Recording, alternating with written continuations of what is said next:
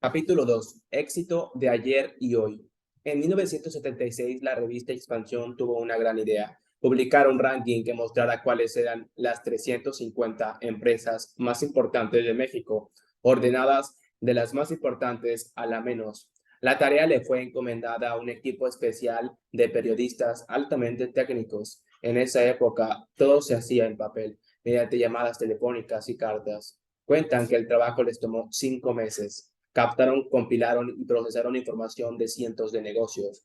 Lo más duro fue lidiar con la tradicional oscuridad del sector empresarial. Muchas no querían decirle a Expansión cuáles eran sus ventas, utilidades ni costos. Al final aceptaron. El ejercicio ya se hacía en otras partes del mundo y por curiosidad todos querían saber más o menos dónde se ubicaba su empresa. El ranking fue publicado y tuvo un rotundo éxito. La revista se vendió como pan caliente y el listado se convirtió no solo en el sello de Expansión, sino en uno de los ejercicios de periodismo de datos más importantes que existe en México para comprender la evolución de las empresas. Sin embargo, conforme pasaron los años, la cosa cambió. Confiesa el editor en jefe de la publicación, Alberto Bello: ya no es tan interesante publicarlo. El problema, el ranking no cambia, y como no cambia, ya no es noticia. O como dice Rosalía Lara, editora de Inteligencia: el problema es que son siempre las mismas empresas las que están ahí. Empresas entre comillas. En México, las empresas grandes de ayer son las más grandes de hoy. Durante 44 años, desde 1976 hasta el 2020, en el primero o segundo lugar del ranking de Expansión, siempre ha aparecido la misma empresa, Pemex. El negocio energético siempre ha sido la joya de la corona. Siempre.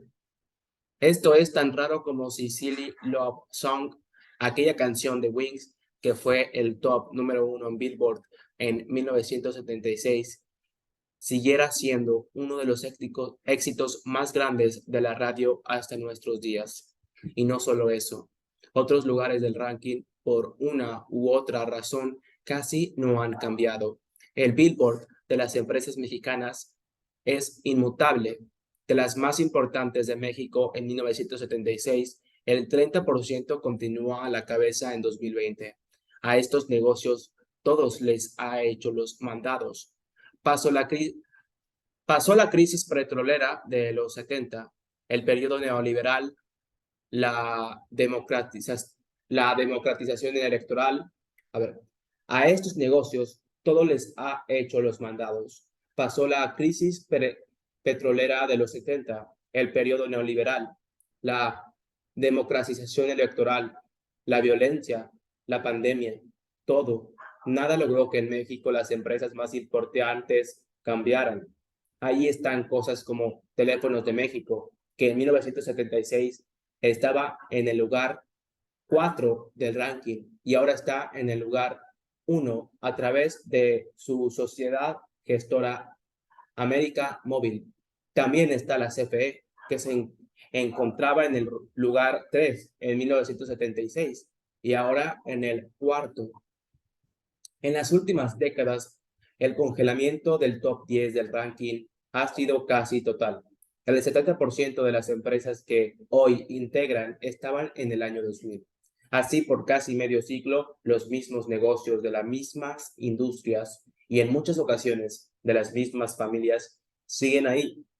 Allí está el caso de Grupo Carso y Walmart, que en conjunto llevan 62 años en los primeros 10 lugares del ranking. El de las paraestatales, Pemex y CFE, que para ahora acumulan al menos 67 años consecutivos en él. Es como si en el antro de las empresas mexicanas siguiera de moda Will Cherry, Barry Manilow o Diana Rose. Un verdadero acertijo. Esto no es normal, en otros países no pasa, de hecho en casi todo el mundo la situación es al revés. En Estados Unidos, por ejemplo, el 70% que estaban en el top 10 de la lista Fortune en el año 2000, ya no están ahí actualmente. Nuevas empresas entran al ranking. Destacan casos como Amazon, que apareció por primera vez en 2018, y Apple, que lo hizo en 2013. Empresas de salud como CVS Health y Unit Health Group también se han posicionado muy bien. Así, muchas empresas que hace 20 años encabezaban el ranking ahora ya no aparecen. Ha salido IBM, que entonces hacía la computadora personal NetVista, ahora obsoleta, o Philip Monroe Morris, que vendía cigarros Marlboro cuando todavía estaba de moda fumar. También dejaron de estar GM, Ford y Chrysler, es decir, hasta en Estados Unidos, un país con profundos problemas de competencia y amplios monopolios, las empresas cambian a través del tiempo. El listado de empresas de 1975 es irreconocible al día de hoy. En el resto del mundo, los rankings de las empresas más importantes también cambian a través del tiempo. Solo dos de las empresas del top 10 de Fortune Global en 2000 se mantienen actualmente en el Walmart y Toyota. El 80% no estaba ahí hace 2 décadas. Hay entradas recientes y salidas viejas del ranking. Compañías que hoy lo encabezan como Amazon y Saudi Aramco no aparecían en 2017. Otras que estaban en el 2000 como Mitsui y Mitsubishi salieron en 2004 y no volvieron a aparecer. En México no. En México, las empresas que er- en México, las empresas que eran éxitos ayer siguen siendo éxitos hoy. Nuestro capitalismo está congelado en una especie de era glacial, donde las empresas más grandes se quedarán arriba y nunca más permitieron la llegada de otras. O más bien, en donde emprender es posible, pero triunfar no. Esta era de hielo se percibe incluso en los productos que venden. En México no ha habido innovación.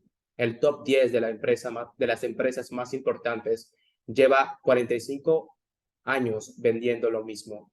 Alimentos, petróleo, electricidad, autos y créditos. En otros países, las empresas del top 10 actualmente venden tecnología, logística o avances farmacéuticos. La pregunta es, ¿siempre ha sido así? ¿Este congelamiento es nuevo o lleva muchos años? Me di a la tarea de investigarlo, convencí a la revista Expansión de que no me dejara entrar a su bodega, de que me di a la tarea de investigarlo, convencí a la revista Expansión de que me dejara entrar a su bodega a sistematizar toda la información de su ranking de 1976 a la fecha. Pasé varias semanas sumergidas en sus archivos. Con ayuda de su staff y un montacargas, bajamos cajas con archivos que llevaban años sin abrirse. Allí estaba la radiografía detallada del mundo empresarial mexicano, una parte de la base de datos que creé y mi metodología de análisis las pueden encontrar en mi GitHub. Los resultados me sorprendieron. El congelamiento del ranking de las empresas no solo no es nuevo, sino que se ha acentuado con el tiempo. Como muestra la figura 2, a principios de este siglo, las empresas que encabezan el ranking comenzaron a quedarse más años estáticas, mientras que en 2000 las empresas del top 20 aparecían en promedio 5.9 años consecutivos. Para el 2010 ya eran 10.1 años y recientemente 17 años consecutivos. Otra forma de ver este mismo fenómeno es observando el porcentaje de empresas que se han mantenido en el ranking por una década. En los 80, solo el 30% de las empresas se mantenían 10 años consecutivos en el ranking. En los 90 y 2000 se mantenían el 50% y del 2010 a la fecha ya se mantiene el 80%. Un poco engañoso porque era temporal. Es decir, algunas de las empresas salían del ranking unos años, sobre todo durante la crisis de los 80 y 90, pero casi siempre se recuperaba y volvían. Alfa y FEMSA salieron del top 10 en 1984 y volvieron en 1994. Ya para quedarse, las entradas más sólidas e importantes también se dieron en esta época. Cemex entró en 1994 y desde entonces nunca ha dejado de ser al menos del top 12 de todas las empresas que actualmente están en los primeros 10 lugares. Las que más recientemente entraron son Infonavit y Coppel. La primera apareció en 2020 y la segunda en 2017. Así, no es sorprendente que la economía mexicana haya crecido, pero solo para los de siempre. Por eso las empresas del top 10 cada vez se quedan una mayor parte del pastel, mientras que sus ventas en 1994 representaban 17 puntos del PIB, ahora ya representan 22. ¿Qué explica el fenómeno de las empresas congeladas en los lugares superiores del ranking? Muchos estudios concuerdan en que una muy importante razón es la cercanía que han tenido estas con los gobernantes. Figura 2. Años consecutivos en los que las empresas del top 20 se han mantenido en él. Desde 1985 a 2020, en donde los primeros 5 lugares de 2016 a 2020 son de 15 a 17 años. Y al comienzo de la gráfica, en 1985 a 1989, lo que se solía mantener era de 3 a 5.7 años. En 2020, las 20 empresas más importantes de México llevan en promedio 17 años consecutivos siéndolo. La fuente es la elaboración propia con base en los datos del ranking, las 500 empresas más importantes de México, publicado anualmente por la revista Expansión. Nota, años consecutivos promedios que las empresas del top 20 han estado en esa posición. El gobierno mexicano ha estado al servicio de las grandes empresas de manera constante. Por décadas se ha dedicado a reglas como si fueran sus planes favoritos y a dejar el resto sin agua. Les ha dado ventaja, como muestra el trabajo de Charles Calomiris y Stephen Haber, profesor de la Universidad de Columbia y Stanford, respectivamente. Muchas de las empresas más grandes de México han sido favoritas por el gobierno con préstamos bancarios a modo recetas millonarias y mercado monopólicos por décadas. De hecho, de los años 40 a los 70, la banda de desarrollo funciona casi exclusivamente para otorgar préstamos a las grandes empresas, a pesar de que técnicamente debía apoyar a las pequeñas y medianas para que crecieran. A las empresas grandes se las ha cobijado para que paguen menos impuestos de lo que deberían o para que no tengan que competir entre sí. Se les ha permitido prestarse dinero a sí mismas y luego, en un descarado favoritismo, se le han pagado las deudas. En cada crisis hasta 2020, a quienes más se habían ayudado era siempre a los más grandes. Abundan en ejemplos. A los grandes empresarios de Monterrey se les regaló el fideicomiso para la cobertura de riesgos cambiarios para convertir su deuda privada en deuda pública durante las crisis de los años 80. En la crisis de 1994, a los bancos se les dio el FOBAPROA para que no quebraran. Esto costó el equivalente a 19 puntos del PIB. Y unos años más tarde, a los concesionarios de carreteras se les ayudó con el fideicomiso de apoyo al rescate de autopistas concesionadas. Es decir, el gobierno federal asumió la deuda de 23 de las 52 autopistas que habían sido concesionadas originalmente. El apoyo a los más ricos en la crisis de 2009 fue menos descarado, pero también existió. La mayor parte de los créditos otorgaban por la banca de desarrollo fueron para empresas grandes, y en el campo los principales beneficios de los créditos de FIRA y financiera rural fueron municipios ricos. Por el contrario, Oaxaca no recibió nada o casi nada. En el colmo de la injusticia, los créditos para los agricultores pobres no solo no han aumentado, sino que no solo no, en el colmo de la injusticia, los créditos para los agricultores pobres no solo no aumentaron, sino que disminuyeron.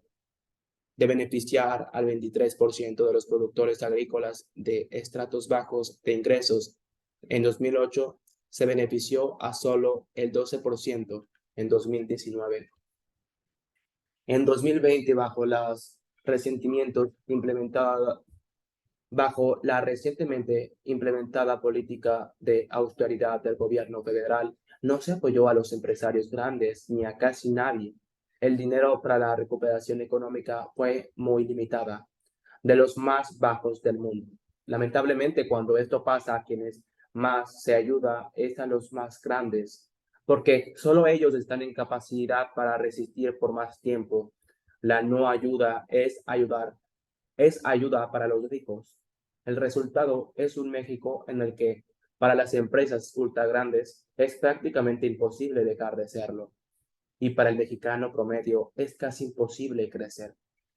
Por eso en cada crisis económica hemos visto a las personas descalabrarse y a las pequeñas empresas perderlo todo, pero no hemos visto a las grandes empresas, pero no hemos visto a las grandes empresas en la misma situación.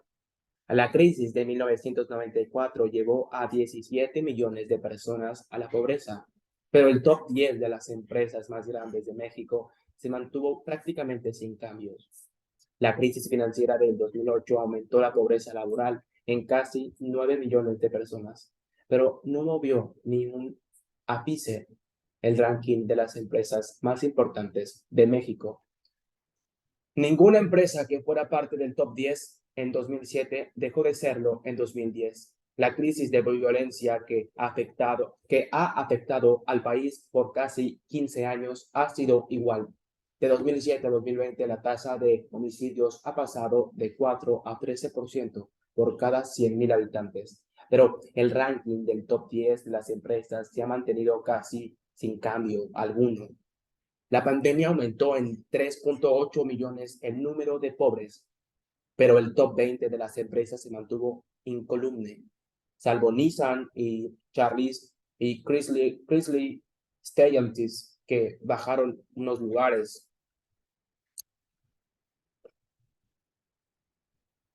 Hay quienes podrían pensar que no importa que los mismos estén arriba, que eso no le afecta a la mayoría ni al resto de los mexicanos. No es así.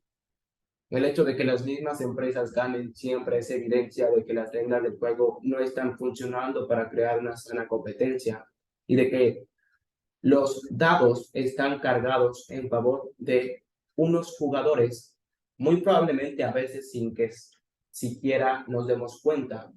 Hay favoritismo y barreras al éxito del resto de las empresas.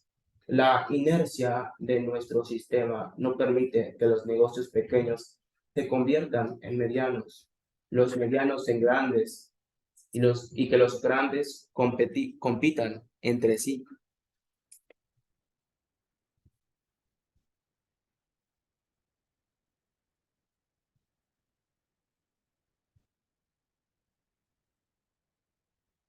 Cuando no hay competencia hasta arriba de la pirámide, cuando los ganadores saben que seguirán ganando siempre, no tienen por qué preocuparse por mejorar sus productos, innovar, ofrecer mejores precios o incluso mejores trabajos.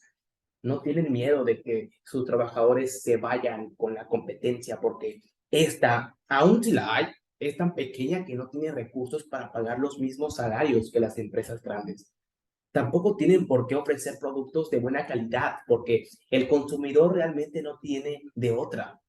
Hay ciudades, sobre todos lugares alejados y rurales, donde Probablemente las empresas ultra grandes son las únicas que tienen capacidad de dar servicio. Así, siendo la única, pueden subir los precios o tener malos servicios de atención al cliente. Esto nos afecta a todos. Además, cuando las grandes siempre son las mismas, el gobierno sucumbe al ambiguísimo e influyentísimo, porque nuestros gobernantes saben que una cantidad importante de la economía depende de un puñado. Su tamaño es tal que si un día decidieran dejar el país, el gobierno colapsaría. Así, estas empresas pueden ejercer presión política para que se haga su voluntad, algo que no le conviene a nadie más que a estas. La situación es similar a a la de Monopoly, el juego de mesa. Cuando alguien va ganando todo y gana siempre, el juego se vuelve muy aburrido, predecible y fatigoso. Eso mismo pasa con las empresas en México. Hay industrias donde ya nadie se quiere animar a entrar, a emprender en ellas, porque el juego está tan controlado por unos cuantos que resulta inverosímil ganar. Esto debe cambiar. Un juego más sano para el mundo empresarial mexicano sería uno donde todos tuvieran oportunidad de ganar y donde gracias a ello el resto nos beneficiaríamos con mejores productos, más y buenos empleos y servicios de calidad. Hay que cambiar las reglas porque como están escritas actualmente son un abuso legalizado. Un importante primer, un, un importante primer paso para cambiar las reglas del juego y crear un mundo empresarial menos congelado es diversificar y democratizar los apoyos públicos de las empresas. En tiempos de crisis, el gobierno debe apoyar primero y antes que nada a las empresas pequeñas con potencial de crecimiento.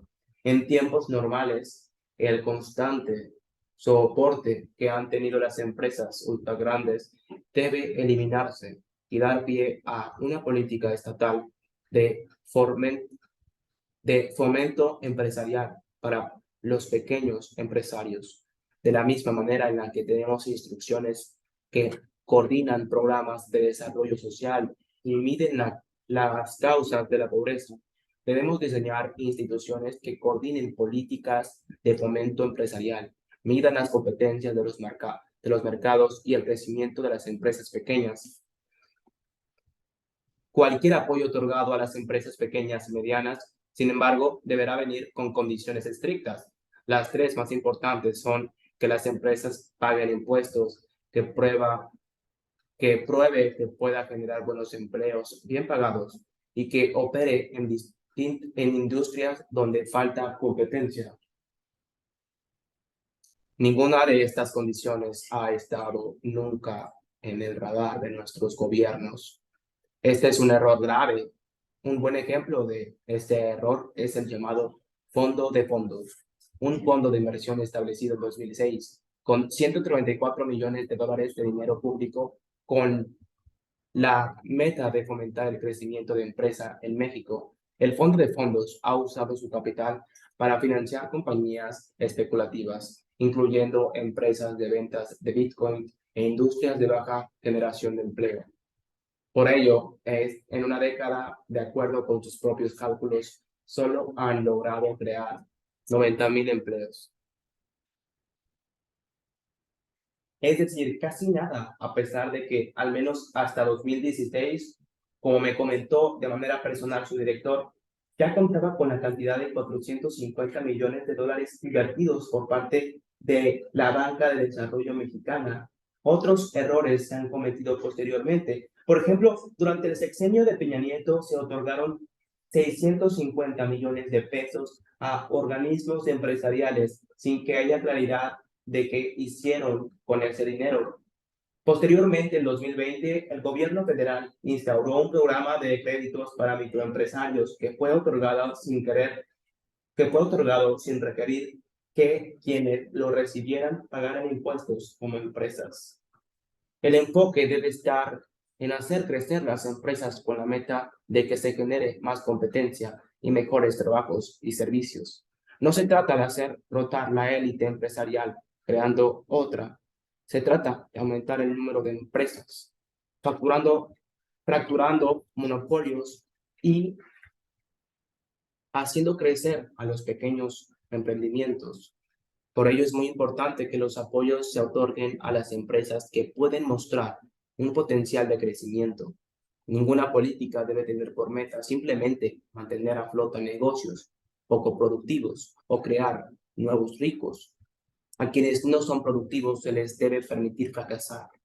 Fracasar debe ser una posibilidad para todos, incluyendo a los ultra ricos, ultra grandes.